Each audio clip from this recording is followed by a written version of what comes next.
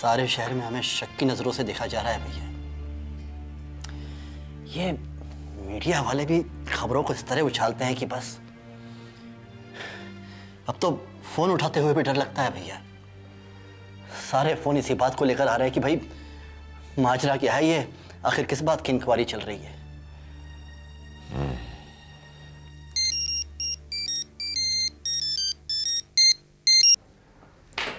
Hello, जी हाँ बोल रहा हूँ। हाँ दीजिए जस्टिस साहब को। जी नमस्ते। जी जी जी मैं बोल रहा हूँ। जी हाँ। अच्छा।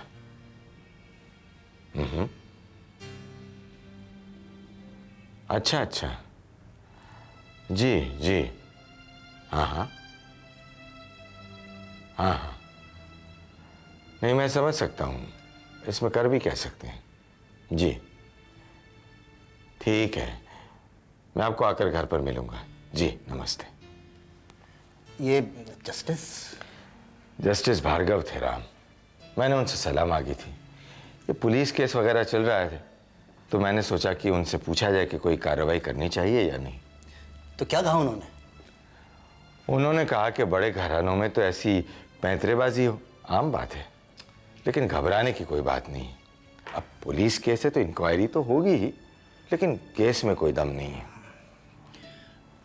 और कुछ कहा उन्होंने?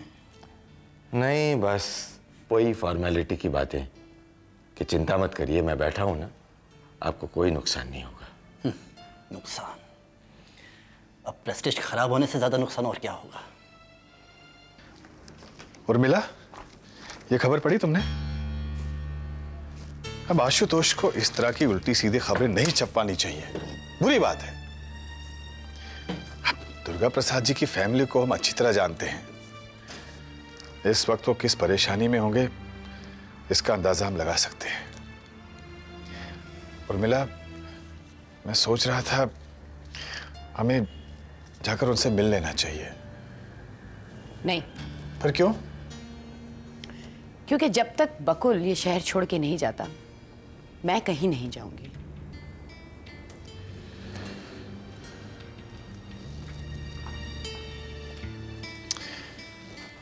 क्या हो गया है इसे, कुछ समझ में नहीं आता।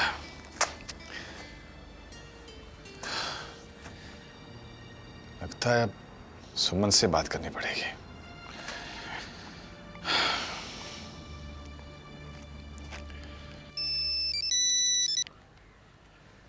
हेलो।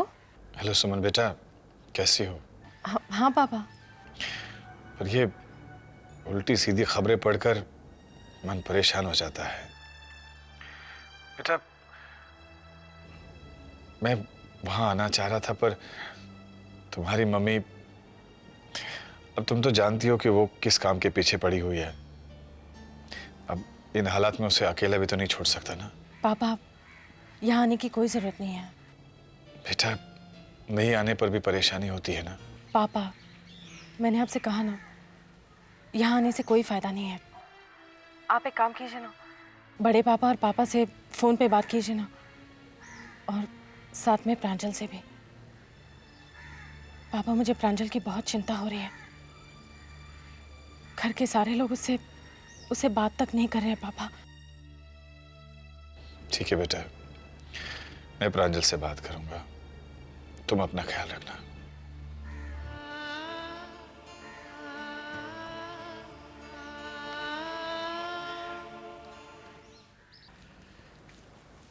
आप भी कमाल करते हैं मिस्टर आशुतोष। पहले तो आपको यह शिकायत थी कि हमने इंक्वायरी शुरू नहीं की, और अब आप एक नई शिकायत लेकर फिर आ गए, जबकि आपको अच्छी तरह मालूम है कि हमने इंक्वायरी शुरू कर दी है। वो सब तो ठीक है इंस्पेक्टर साहब, लेकिन आपने अभी तक सुमानी खानदान के लोगों को अरेस्ट क्यों नहीं किया है? बिना सबूत के कुछ नहीं किया जा सकता। हम लोग तो अपनी इंक्वायरी कर ही रहे हैं। अगर आपके पास भी कोई सबूत है तो हमें दीजिए। यही तो मैं भी ढूंढ रहा हूं इंस्पेक्टर साहब, लेकिन मेरी समझ में एक बात नहीं आती है कि आप इस सबूत पे काम शुरू क्यों नहीं करते? दुर्गा प्रसाद की बहू मेघा, जिसने मेरी बहन की जगह ली है, उसका बाप एक डॉन है। इसके सबूत सारे पुलिस स्टेशन में मौजूद हैं। आप देखते क्यों नहीं? ये बात भी हमारे ध्यान में है, लेकिन ऐसे कामों में थोड़ा वक्त लगता है। जैसे ही प्रोग्रेस होगी हम आपको बताएंगे। आप थोड़ा जल्दी कीजिए प्लीज। ओके। मैं कल फिर वापस आऊंगा। Thank you. हवलदार जी साहब। मैंने तुम्हें वो फाइल निकालने को कहा था, क्या हुआ? अभी लेके आया साहब। जल्दी।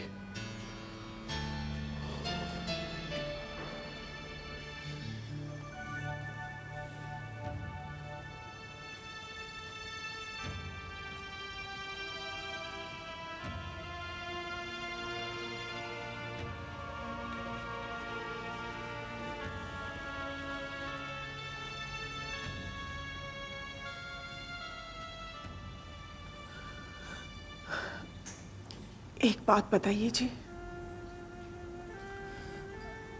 वो जो पुलिस इंस्पेक्टर कह रहा था कि कोई भी बात 19-20 हो गई तो हम लोग परेशानी में पड़ जाएंगे, क्या क्या ये सचमुच हो सकता है? नहीं राधिका, ऐसा नहीं हो सकता है, क्योंकि पुलिस अपनी इंक्वायरी और इंक्वायरी की रिपोर्ट के बेस पर एक्शन लेती है, किसी के कहने पर नहीं। लेकिन आशुतोष जो कह रहा था ना राधिका, वो कर सकता है। ये लड़का भी अजीब मानसिकता का शिकार है राधिका, और उसकी मानसिकता बदलना बहुत ही मुश्किल है। मुझे तो कई बार लगता है राधिका कि सच्ची झूठी सही, लेकिन जब तक किसी को सजा नहीं मिलेगी ना, आशुतोष का बदलना नामुमकिन है। लेकिन ये कैसे हो सकता है जी? सुमन ने कितनी कोशिश कर डाली, कोई नतीजा निकला? कुछ असर हुआ आशुतोष पर? नहीं ना? एक बात कहूं राधिका, कहिए। जब सुमन के लिए तुम्हारे मन में ऐसे विचार है तो प्रांजल को भी माफ कर दो राधिका। वैसे ही हमारे परिवार में इतनी टेंशन है, उसमें हमारे परिवार की एक बहू ऐसी कटी कटी रहे, अच्छा नहीं लगता। माफ कर दो उसे। नहीं नहीं, ये मैं कैसे भूल जाऊं कि मेरी सगी बहू ने मेरी बेटी के जीवन में कांटे बोए हैं। ये मुझसे नहीं होगा जी। मान लीजिए मैं उसे माफ कर भी देती हूं तो सुरेंद्र उसे कभी माफ नहीं करेगा जी। आप जानते नहीं सुरेंद्र निधि को कितना प्यार करता है। प्रांजल ने निधि के जीवन में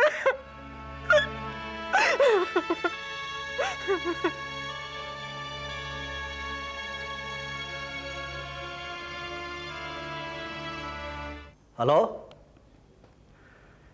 जी, नहीं मैं रामप्रसाद सोमानी बोल रहा हूं, कहिए। एसीपी भार्गव, ठीक है, कब मिलना है उनसे? अच्छा, मैं भैया को इन्फॉर्म करता हूं। ओके। क्या हुआ चाचा जी? बेटे जरा अपनी बड़ी चाची को बुला लाओ।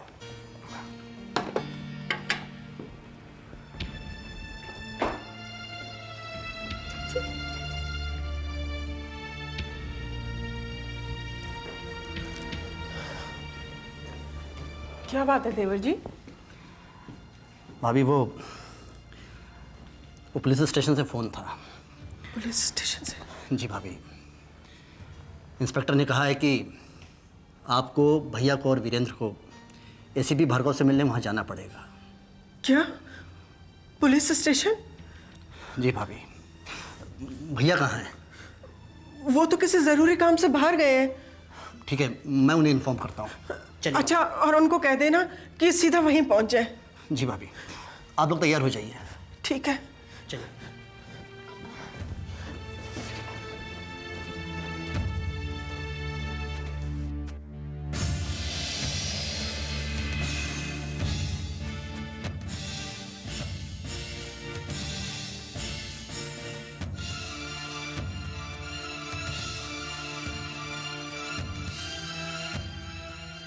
क्या हुआ?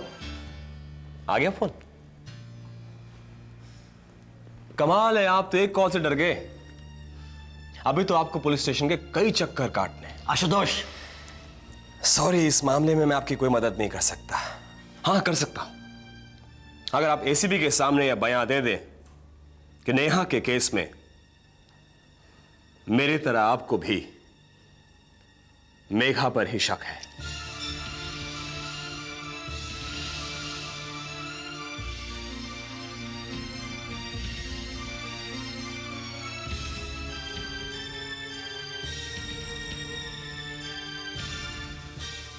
आशुतोष, आशुतोष, तुम ये अच्छी तरह से जानते हो ना मैं कौन हूं, और मैं सिर्फ निधि को देखकर चुप हूं। जिस दिन मैं निधि को भूलकर सिर्फ तुम्हारे बारे में सोचूंगी ना, वो दिन तुम्हारा इस घर में आखिरी दिन होगा। और ये बात तुम हमेशा याद रखना।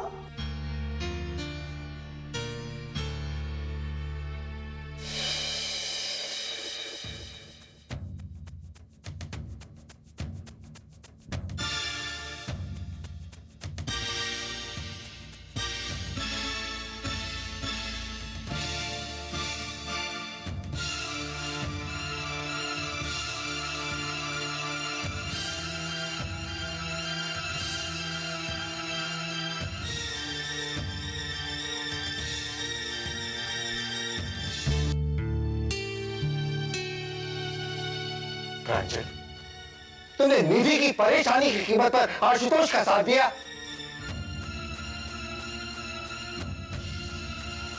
मुझे तुम्हें बहू कहने में भी शर्म आ रही है। अरे शर्म तो मुझे आती है बाबा, इसे अपनी पत्नी कहते हुए। खत्म प्रांजल, आज के बाद तुम्हारे मेरे बीच में पति पत्नी का रिश्ता खत्म।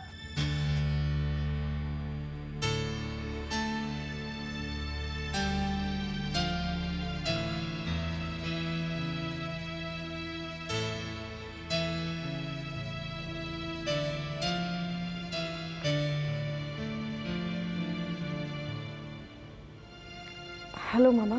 हाँ प्रांजू बेटी, कैसी हो? मामा, मैं ठीक नहीं हूँ। क्यों, क्या हुआ? मामा,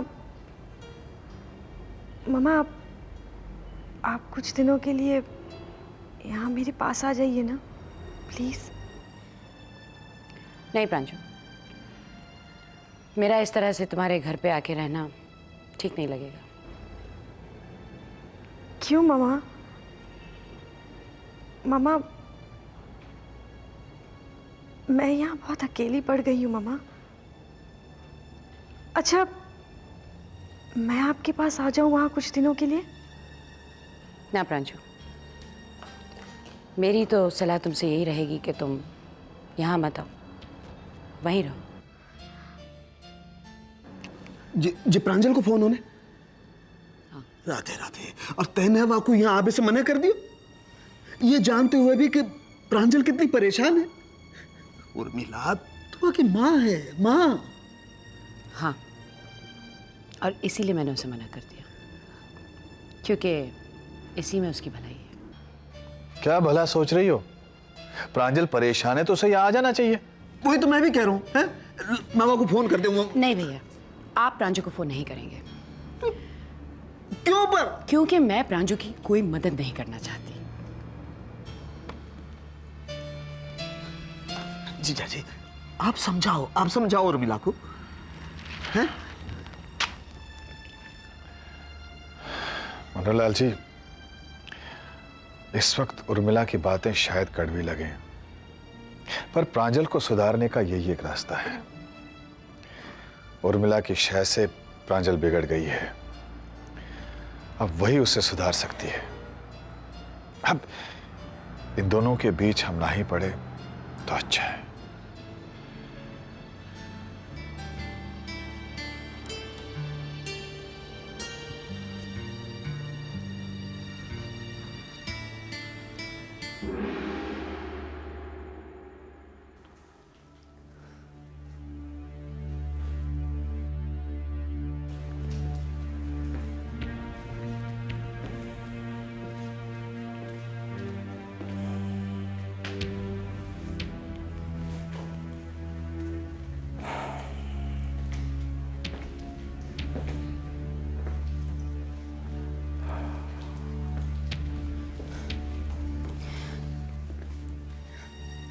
इतनी देर हो गई, ये लोग अभी तक नहीं लौटे। मम्मी, अरे भैया कहाँ है? चाचू, पापा तो पुलिस स्टेशन से सीधे श्रीवास्तव साहब से मिलने चले गए। लक्ष्मी, भाभी को अंदर ले जाओ।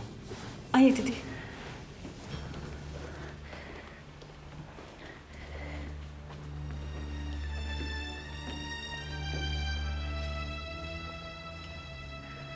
वीरेंद्र, बेटे क्या कहा उन्होंने? जिस तरह से आशुतोष ने कंप्लेंट करवाई है, चाचू उस हिसाब से केस उतना आसान नहीं रहा जितना हम लोग समझ रहे थे। हाँ बेटे,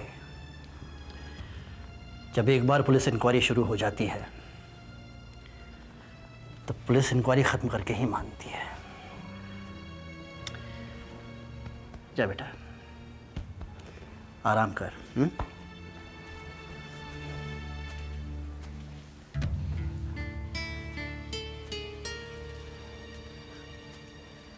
वीरेन, ये सब आशुतोष की वजह से ही हुआ है ना? कहाँ है वो? अपने कमरे में सो रहा है।